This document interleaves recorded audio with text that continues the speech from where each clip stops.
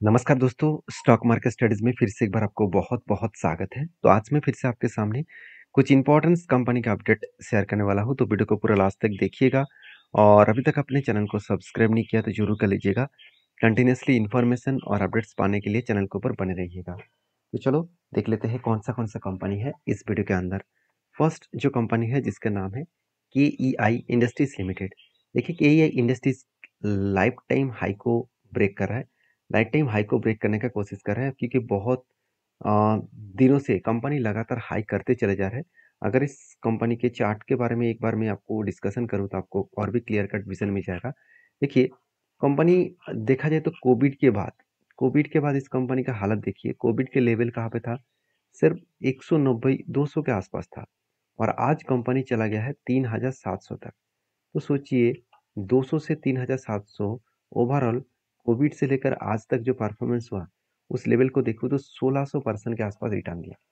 तो 1600% का रिटर्न कोई छोटा मोटा रिटर्न नहीं है। 16 टाइम्स रिटर्न कंपनी जनरेट करके दिया। क्या सही में कंपनी में और भी दम है आगे बढ़ने का? तो उस दम देखने के लिए कंपनी का परफॉर्मेंस देखना पड़ेगा। देखिए कंपनी आज मार्केट कैप के हिसाब से बहुत बड़ा बन चुके हैं। पहले बहुत छोटा कंपनी था और आज कंपनी का वैल्यूएशन भी बहुत हाई है। मान लेता हूँ कंपनी का आरओसी आरओई ठीक है। कंपनीज की जो बिजनेस है वो टोटली केबल्स मैन्युफैक्चरिंग के ऊपर है। आप खुद ही देख लीजिए कंपनी के वायर्स एंड केबल मैन्युफैक्चरिंग के ऊपर है। साथ ही साथ company ST cable, LT cable, तो इस तरीके से प्रोडक्ट को सेल्स करते हैं ऑल ओवर इंडिया में।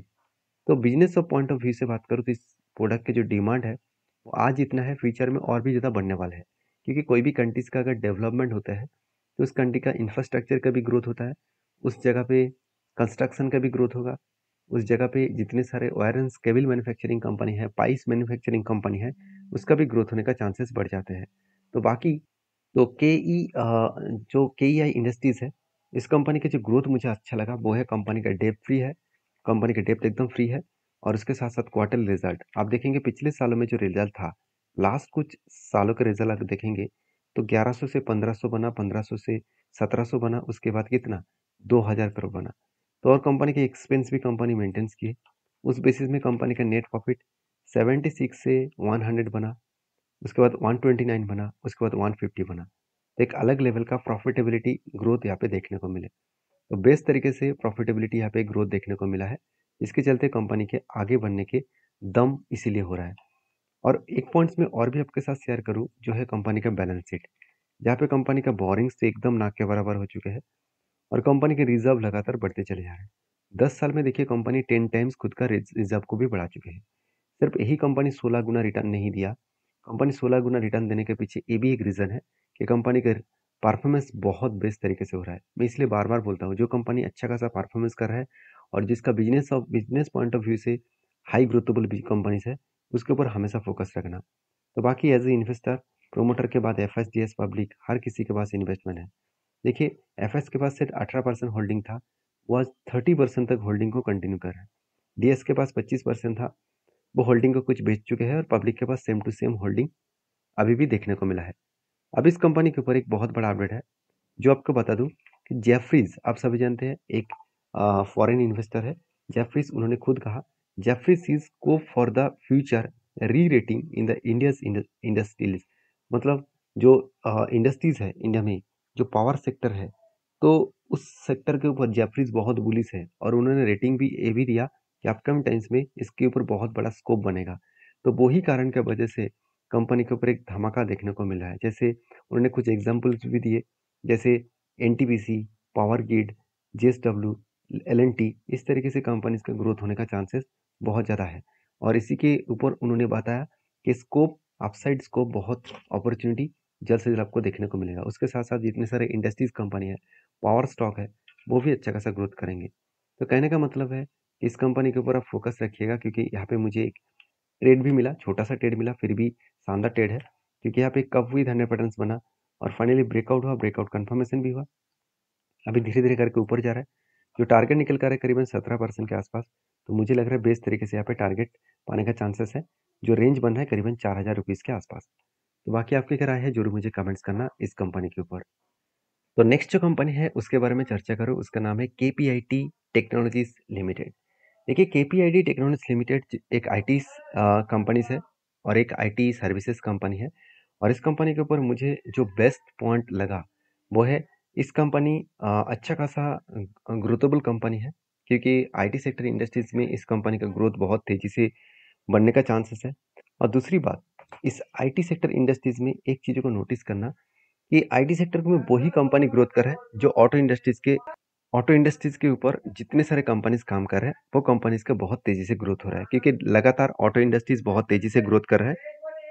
तो अभी इस कंपनी के ऊपर कुछ गुड अपडेट्स है जो मैं आपके साथ शेयर करूंगा, क्योंकि कंपनी की जो अपकमिंग क्वार्टर 4 का रिजल्ट है, उसका डेट आपको जल्द से जल्द देखने को मिल जाएगा। और रिजल्ट बहुत शानदार होने वाला है, इस तरीके से कुछ नज़रिए यहाँ पे देखने को मिला, क्योंकि देखिए टीटीएम जो टिल टू मंथ है, इस डिटेल्स को देखेंगे तो कंपनी 4570 के आसपास यहाँ पे टोटल सेल्स देखने को मिला है। और एक्सपेंस मिटाने के बाद कंपनी देखिए पिछले साल में जो प्रॉफिट हुआ था, उससे ज़्यादा प्रॉफिट इस बार देखने को मिलेगा। इसी तरीके से नज़रिया देखने को मिला है। तो जो कंपनी इतनी शानदार तरीके से खुद का ग्रोथ हर साल में खुद का प्रॉफिटेबली ग्रोथ को बढ़ाते चले जा रहा है, क्या इस कंपनी के ऊपर डरना चाहिए?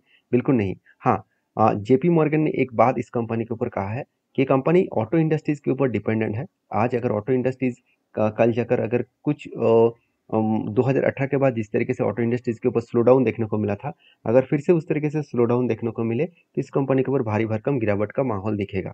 देखिए, कब क्या होगा वो तो बाद में ही पता चलेगा। हाँ, एक सिक्योर जोन में आपको खुद को रखना है, क्योंकि ऐसे नहीं कि हर इस एक कंपनी के ऊपर पूरा का पूरा पैसा डाल दीजिए। क्योंकि मुझे कमेंट्स भी किया था, एक दोस्तों ने मुझे कमेंट्स करके बताया था, कमेंट्स के अंदर बताया था कि सर मेरे कुछ कंपनीज के नाम उन्होंने बताया, मैं नाम नहीं लूँगा। तो उस कंपनी के ऊपर बहुत ज़्यादा उन्होंने निवेश किया। सिर्फ़ 2 ही कंपनी के ऊपर निवेश किया।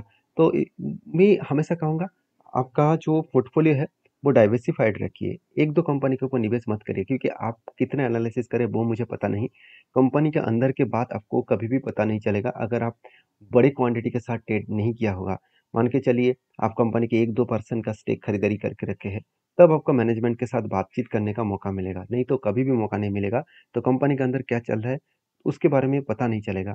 तो फिर भी देखिए, 1-2% का स्टेक अपनी खरीदारी किए और मैनेजमेंट के साथ आपका बातचीत हुआ, इसका मतलब 100% अंदर की बात आपके पास चले आएगा, ऐसे होगा नहीं।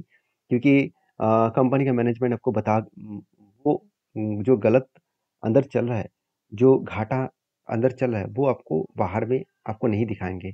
तो कहने का मतलब है कि जेपी मॉर्गन्स ने जो बात कहा, उस बात को नज़रअंदाज भी नहीं करना चाहिए, उस बात को याद भी रखना है। और एज ए इन्वेस्टर के हिसाब से अभी कंपनी के ऊपर फिलहाल के लिए सिचुएशन बहुत स्ट्रांग है, क्योंकि एफएस, डीएस और पब्लिक और प्रोमोटर सबके पास अच्छा खासा आपको होल्डिंग्स भी देखने को मिलेगा। और रही बात कंपनी के जो टेक्निकली चार्ट पैटर्न का, तो वो देखेंगे तो कंपनी एक रेंज क्रिएट किया था और रेंज क्रिएट करने के बाद में 30% का आपने ने एक टारगेट रखा था, वो 30% होने के बाद फिर से एक पैटर्न्स बना, एक कफ, और इसके बाद मुझे लग रहा था कि एक हैंडल पैटर्न क्रिएट होगा, मगर उससे होने से पहले ही कंपनी का कफ विथ हैंडल पैटर्न्स बनने से पहले ही कंपनी नीचे आ गया, मतलब प्रीवियस जो कप का लेवल है उसी लेवल को टच किया, तो इस पैटर्न्स को यूज़ नहीं किया जाएगा। तो मैं फिलहाल के लिए कोई भी ट्रेड नहीं लिया हूँ, जब कोई ट्रेड बनेगा तो मैं ज़रूर कुछ यहाँ पे डिसीजन लूँगा, क्योंकि मैं हमेशा बोलता हूँ कि सपोर्ट रेजिस्टेंस बहुत स्ट्रांग होता है, क्योंकि यहाँ पे एक सपोर्ट था, उसके बाद बाउंस बैक किए थे, फिर से यहाँ पे सपोर्ट ले रहा है, तो यहाँ से भी बाउंस बैक करने का चांसेस रहेगा। तो बाकी आपकी क्या राय है इस कंपनी के ऊपर ज़रूर कमेंट्स करना। नेक्स्ट जो कंपनी है उसका नाम है IREDA, तो जिसका नाम है इरिडा। तो इरिडा के ऊपर एक बहुत बड़ा अपडेट है, वो अपडेट मैं आपके साथ सबसे पहले शेयर करूँ। आप देख सकते हैं यहाँ पे क्या बताया जा रहा है कि इंडियस इरिडा जो एक्सटेंड गेन है, वो on raise on loans, loan जो सैंक्शंस है उसके ऊपर यहाँ पे देख बताया जा रहा है कि कंपनी का क्वार्टर 4 जो रिजल्ट आने वाला है, तो उस रिजल्ट के ऊपर एक इम्पैक्ट जरूर दिखने को मिलेगा। और एक बड़ी बात क्या है कंपनीज के ऊपर, कि IREDA gets board nod for the 242 billion market borrowings programme for the financial year 2024। तो कंपनी 242 करोड़ के आसपास, टोटल 242 बिलियन मतलब इंडियन रुपीस के आसपास टोटल बोरिंग्स यहाँ पे उठाने वाला है, बिजनेस को और भी बूस्ट करने के लिए और भी पुश करने के लिए, क्योंकि इरिडे का जो बिजनेस है वो टोटली सोलर प्रोजेक्ट के ऊपर है, ग्रीन प्रोजेक्ट के ऊपर है, क्योंकि जितने सारे ग्रीन एनर्जी कंपनी काम करते हैं, तो उसको लोन देने का काम इरिडा ही करते हैं। तो इरिडा कोई छोटा मोटा कंपनी है, इसलिए शायद मुझे लग रहा है कंपनी इसके ऊपर एक धमाका परफॉर्मेंस यहाँ पे देखने को मिला।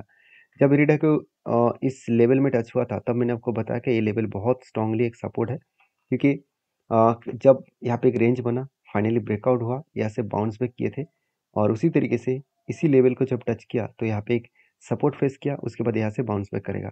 और मैंने आपको 2 लेवल्स मार्किंग करके दिया, 2 रेजिस्टेंस, पहले एक रेजिस्टेंस, दूसरा यहाँ पे एक रेजिस्टेंस।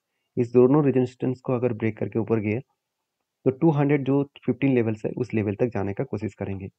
तो देखिए डायरेक्टली कोई भी स्टॉक ऊपर नहीं जाता, कभी ना कभी वो रुकेगा, कभी ना कभी उसका रेजिस्टेंस सपोर्ट लेकर ही उसको काम करना पड़ेगा। तो ए लेवल कंपनी के लिए एक स्ट्रांगली रेजिस्टेंस है, उसी रेजिस्टेंस को फेस करके थोड़ा सा नीचे यहाँ पे आने का कोशिश भी कर सकता है।